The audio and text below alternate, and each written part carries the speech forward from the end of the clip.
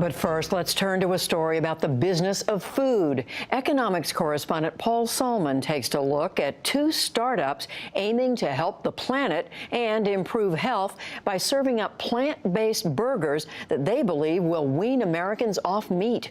It's part of his weekly series, Making Sense. It looks like a burger, cooks like a burger, bleeds like a burger. Introducing Impossible Burger. It's meat made entirely from plants, invented by a pretty cool scientist named Pat Brown. Hi, Pat. Pat is CEO of a hot startup called Impossible Foods. This is your Impossible place? This is where the magic happens. Where are we going? In a lab-to-table operation that's raised nearly $300 million venture capital dollars in Silicon Valley to make mock meat. What's your background? Where were you from before this? I mean, what were you doing? I was a professor at Stanford for 25 years in the medical school. I just let him cook. And just why has a tenured ballyhooed biochemist flipped his super safe career to flip burgers? I realized that animals are just a prehistoric technology, that the use of animals to produce food is the most destructive technology in use on Earth today. The solution to the problem is develop a better technology. So his lab rejiggers plant molecules to replicate the fleshy flavor and texture, even the aroma. So this is, so you get the smell of the burger, right? Correct. This is an olfactometer. Impossible's flavor scientist Celeste Holtz-Scheedinger. But why is smell so important? There's only actually a few receptors on the tongue. There's 400 different receptors in your nose. And what are the basic ingredients? So this is wheat protein. This is a protein, not starch, from potato. This is heme. That's the secret sauce. We discovered that heme is the magic ingredient that is uniquely responsible for giving meat its meaty flavor. Or as the CEO puts it in the company's rhapsodic heme biopic, heme is a beautiful iron-containing molecule, and it's essential for pretty much life on Earth. I see there's actually a spot of blood over there. That's the heme, huh?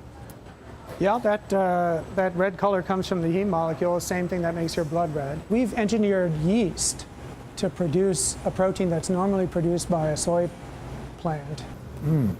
To Impossible's Brown, heme is the competitive edge. But competitive with whom? Turns out there's another big player in the plant-based burger business, run by another Brown, Ethan, no relation, CEO of Beyond Meat.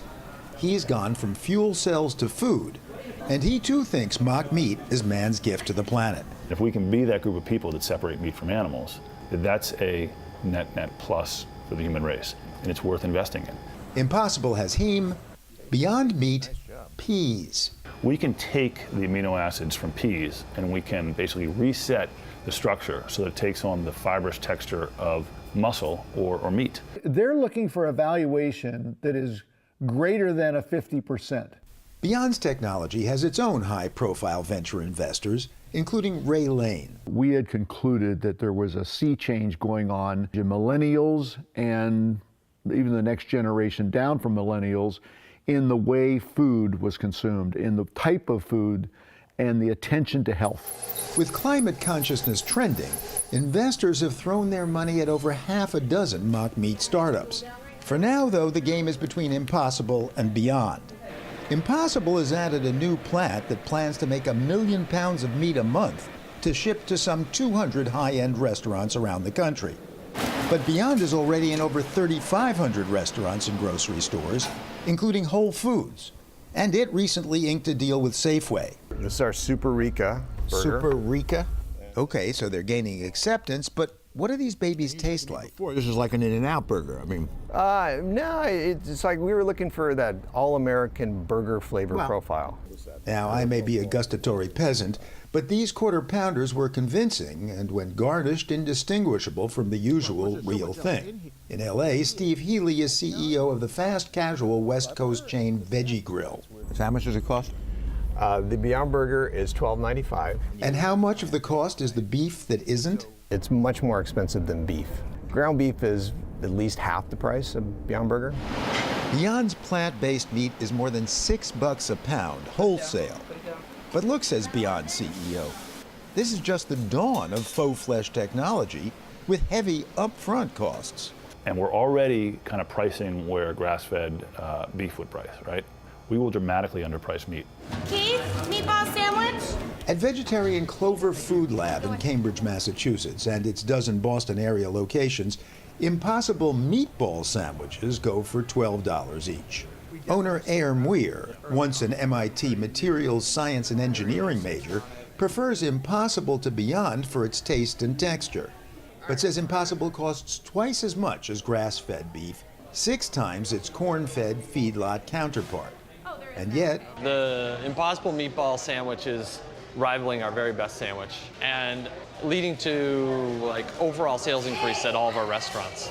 as befits the so-called People's Republic of Cambridge, but why meat at all? That helps bring people to Clover and then exposes them to vegetables they may not have gotten to otherwise, we love it. But if it just cannibalizes our sales of other items that are more purely focused on vegetables, that's probably not good for us. So it's up in the air for us. And up in the air for the whole mock meat industry, some would argue.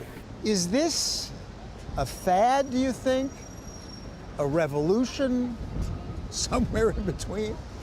Yeah, it's probably somewhere in between. It's an experiment to see whether you can wean Americans off their beef habit. That's food aficionado Michael Pollan, who joined me at Clover. Would you invest in one of these companies? No. Is that because you're chicken as an investor? Or? The food business is tough. The people in Silicon Valley will find. The margins are just not like what they're used to. They're all investing, they all want to disrupt the food industry as they tried to disrupt the energy industry, and that didn't work. Inside Clover, the lunch rush continued.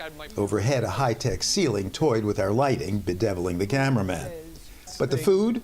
So now the blind taste test, not exactly. Should I close my eyes? Yeah, please, if you would. That would be good, you'd focus on it. You can't tell the difference between that and a meatball sub, can you? No. Thank God for that cheese.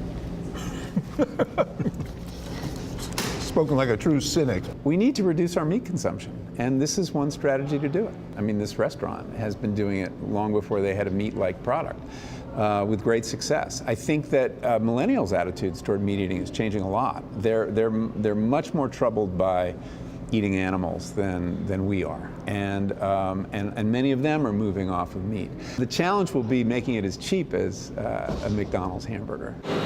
And the challenge of creating not just chopped meat, but steak, and of reducing the saturated fat from vegetable oils in these patented patties without killing the taste. And in Impossible's case, of reassuring consumers about the genetic modification that makes the heme. And finally, of figuring out if we and the planet will really be better off without any beef at all. But as Judy so often says, that's all we have time for tonight, so we'll save those questions for a second installment. For the PBS NewsHour, this is economics correspondent Paul Solman, trying to make sense of mock meat.